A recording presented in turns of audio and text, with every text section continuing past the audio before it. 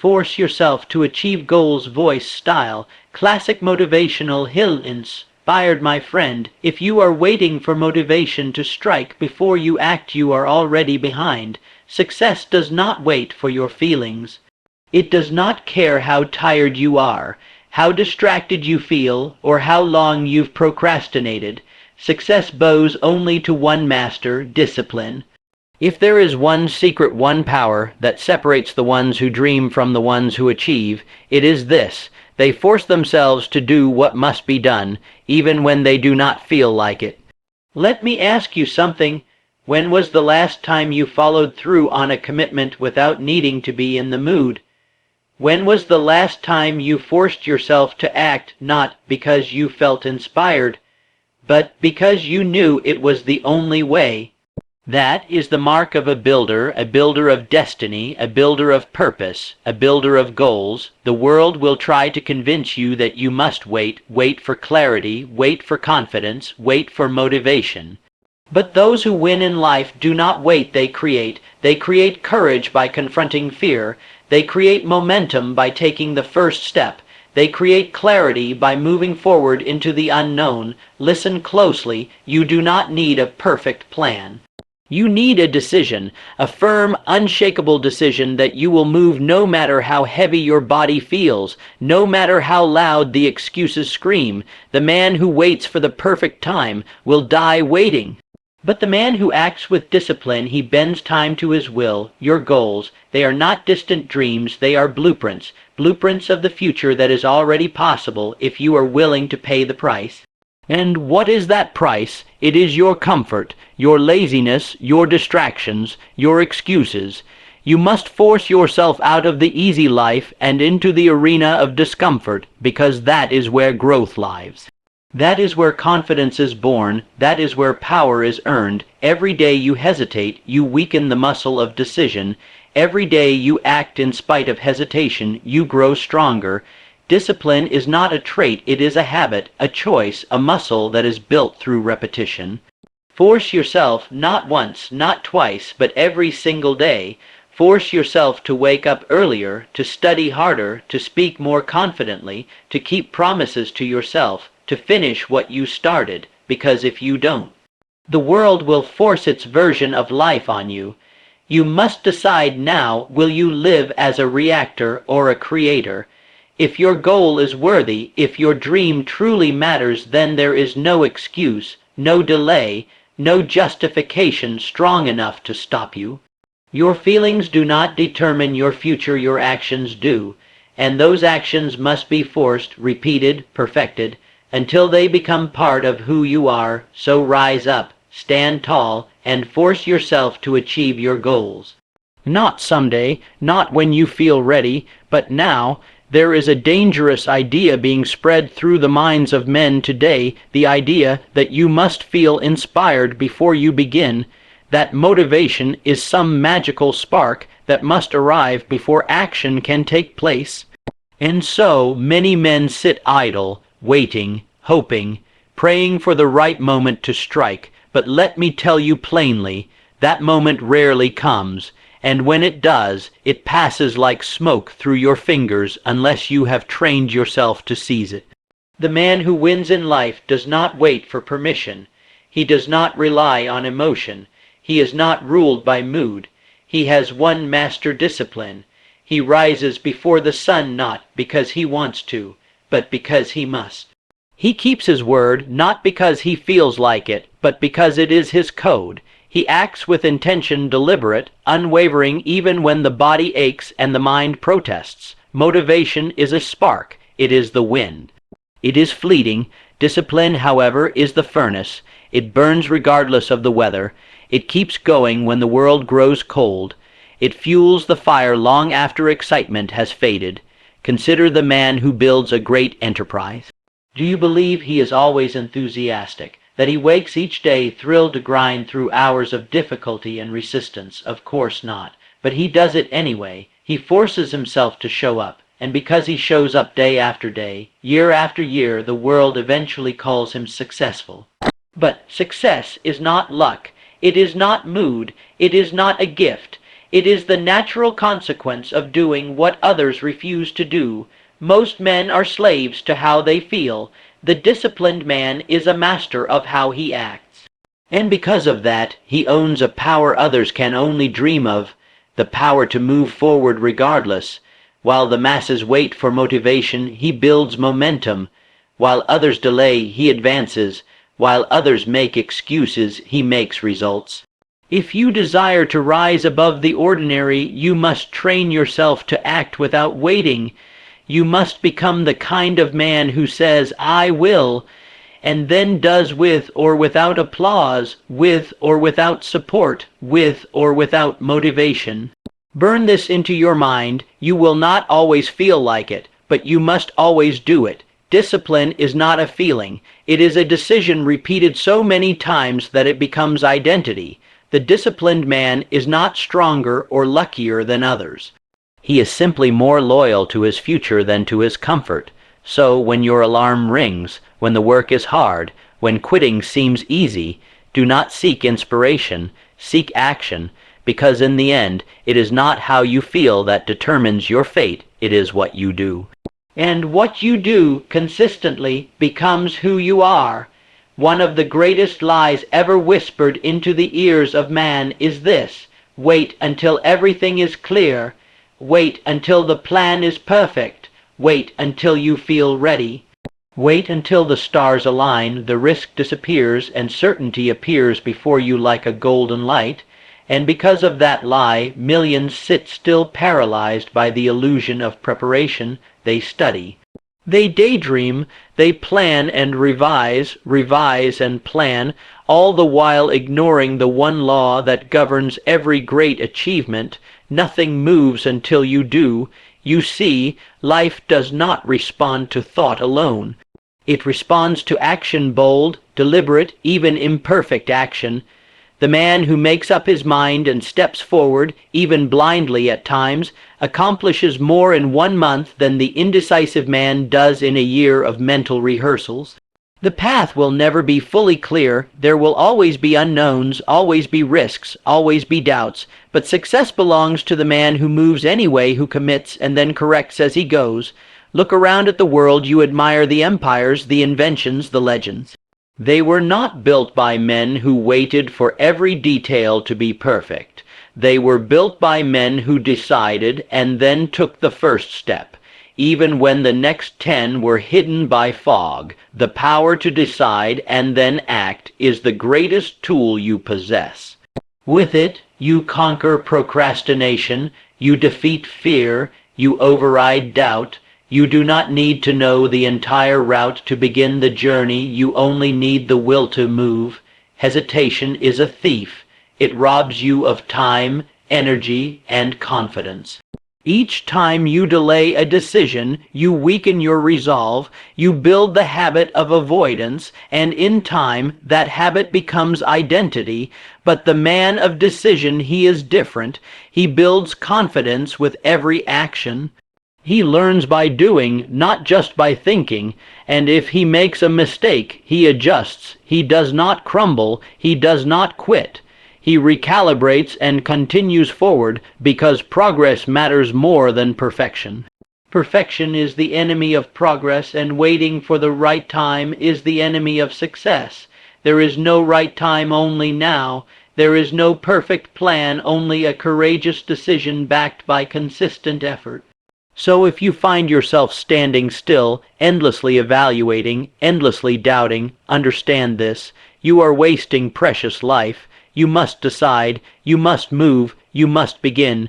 Even the wrong action is better than no action, because at least the wrong action teaches. It moves the needle, it brings feedback, and feedback leads to mastery. Success is not given to those who know the most. It is given to those who do the most. So stop waiting, make the decision, and move.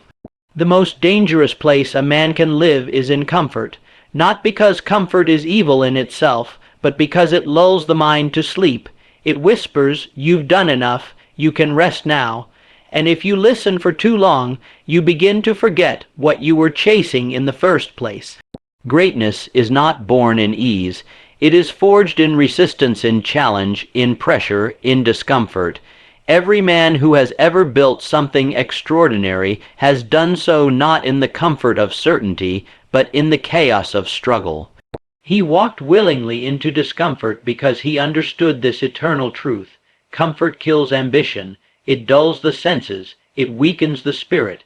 It slowly robs a man of his edge until one day he wakes up surrounded by everything soft, yet feeling empty, unfulfilled, and unknown to himself. Growth demands discomfort. That is the price. You must step where others hesitate. You must endure what others avoid. You must do what is hard, not because it's glamorous, but because it's the only path that leads to power. You cannot build strength without resistance. You cannot build character without sacrifice. You cannot build a future worth living for while clinging to the cushions of convenience. Ask yourself this: when was the last time you truly challenged yourself? Not physically alone, but mentally, emotionally, spiritually. When was the last time you chose discomfort, not because you had to, but because you knew it would shape you? The masses avoid the hard path. They seek shortcuts. They want rewards without risk. But life does not give its best to those who are merely interested. It gives its best to those who pay the price in advance, and the currency is discomfort. The man who is willing to sacrifice his comfort in the present earns the riches of the future, but the man who chooses comfort now will pay for it later in regret, in mediocrity, and in lost time. So hear this well: if you are not uncomfortable, you are not growing. If your days feel easy, you are not stretching. If you are not putting yourself in situations that challenge you, you are stalling your own progress. The life you dream of lives on the other side of struggle. Not endless suffering, but strategic discomfort, the kind that sharpens you, toughens you, elevates you. You must learn to lean into it, to embrace it, to say, "This is hard, good," because with every challenge you conquer, you become more than you were yesterday. You do not rise by doing what is easy. You rise by doing what is necessary. So push yourself, step away from comfort, do what others won't, and you will have what others never will. Growth begins where comfort ends. There is a universal law that governs all achievement, and it is not talent, nor luck, nor genius. It is repetition. The small act done consistently holds more power than the grand act done occasionally. This is how strength is built, not in bursts, but in daily discipline, repeated without fail, until it becomes second nature. Most men chase intensity. They sprint hard for a few days, then collapse. They burn with passion briefly, then fade. But those who accomplish anything truly great understand this. Greatness is a grind, not a flash. It is a slow, deliberate, daily sharpening of the mind, the body, and the will. It is not what you do once that defines you. It is what you do every single day. Every repetition, no matter how small, is a brick laid in the foundation of your future. And while the world may not notice those bricks at first, eventually they form walls, towers, and fortresses that stand for decades. The disciplined man understands this. He does not seek excitement. He seeks consistency. He rises at the same hour. He trains at the same time. He thinks with clarity, not chaos, because he knows that repetition creates identity. You are not what you say, you are what you do, again and again. The truth is, there is no secret. There is no magic formula. There is only work repeated until mastery is inevitable. The athlete who trains every morning, the speaker who practices every word, the writer who puts pen to paper day after day, they are not lucky. They are relentless, and that relentlessness is available to you, not through motivation, but through commitment. If you wait until you feel like it, you'll repeat nothing. But if you decide that you will show up no matter what, the universe begins to move in your favor. Momentum builds, habits form, identity changes, repetition builds strength not just physically but mentally. Every time you force yourself to act when it would be easier to quit, you grow stronger. Every time you keep a promise to yourself, you deepen your confidence, and over time, the actions that once felt difficult become effortless not because they are easy, but because you have become stronger. Ask any man who has achieved mastery, and he will tell you it was not one big move that made the difference. It was thousands of small ones, repeated in silence, often unnoticed by the world, but deeply shaping the soul. So do not underestimate the power of repetition. Do not look for shortcuts. Do not skip the steps. Do the work, do it daily, and do it with pride, because every time you repeat an act of discipline, you cast a vote for the man you are becoming. And one day the world will call you unstoppable, but you will know it was simply because you kept showing up. There will be days when your mind is clouded, when the fire in your chest seems to dim, when everything in you whispers, "Not today." But mark this truth and write it on the walls of your mind. Your feelings do not decide your destiny, your actions do. The man who is ruled by emotion is a slave to circumstance. He rises and falls like the tides, motivated one day, defeated the next. He allows his future to be dictated by how he feels in the present, and because of this, he drifts, year after year, waiting for the winds of inspiration to push him forward. But inspiration is unreliable, emotion is inconsistent, and feelings are fleeting. The man who achieves anything of value understands this law. He must act regardless of how he feels. He must train himself to move when it's hard, to persist when he's tired, to follow through when every fiber of his being screams for comfort. Action is what separates the dreamer from the doer. You may feel doubt, act anyway. You may feel fear, act anyway. You may feel resistance, act anyway, because when the day is over and the sun has set, life will not reward you for what you felt. It will reward you for what you did. Your emotions may shift like the wind, but your actions must be rooted like the oak, firm, unmoved, and decided. This is the secret of every great man. He does not wait to feel like doing the work. He simply does the work, and in time the feelings follow. He trains his emotions like a servant, not a master. You must understand success is not emotional. It is mechanical. If you do the right actions consistently over time, the results will appear, just as surely as day follows night, just as surely as the seed becomes the tree. But if you allow your emotions to control your behavior, you will live in cycles, bursts of effort, followed by long stretches of regret. You will taste momentum, but never master it. You will see flashes of who you could be, but never become him. So what is the answer? It is to anchor your life to principle, not preference, to train your body and your mind to obey your decision, not your mood, to rise, to move, to build not when it feels good, but when it must be done. Each time you choose action over emotion, you reclaim control of your destiny. You declare, "I am not what I feel, I am what I decide." That is how empires are built. That is how legacies are formed. That is how lives are transformed, not by those who felt the most, but by those who acted when it mattered. So the next time doubt visits you, the next time fatigue tempts you to quit, remember this: your future is not shaped by feelings.